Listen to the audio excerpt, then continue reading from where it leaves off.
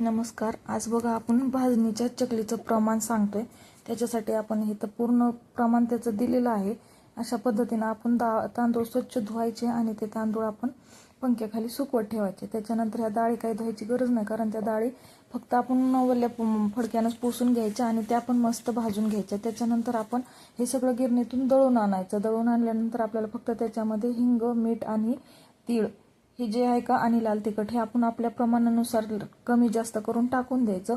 आणि त्याच्यानंतर हे सांगितलेलं मोहन परफेक्ट आहे. हे मोहन त्याच्यामध्ये आपण टाकून द्यायचं पिठामध्ये आणि मस्त गरम पाणी करायचं. पूर्ण इतकं गरम पाणी पण एवढं पूर्ण हाताला चटके बसले इतकं नाही, थोडंसं कोमट पाणी करून आपण मस्त त्याचं पीठ मळून घ्यायचं आणि पीठ एक 10-15 मिनटं भिजून द्यायचं. त्याच्यानंतर आपण चकलीच्या साच्यामध्ये ते पीठ घालून मस्त चकल्या बनवायच्या आणि पहिल्यांदा मोठ्या गॅसवर तळायच्या आणि त्याच्यानंतर छोट्या मध्यम गॅसवर तळून अशा पद्धतीने आपल्या मस्त खुसखुशीत चकल्या तयार होतील. एकदा करून बघा.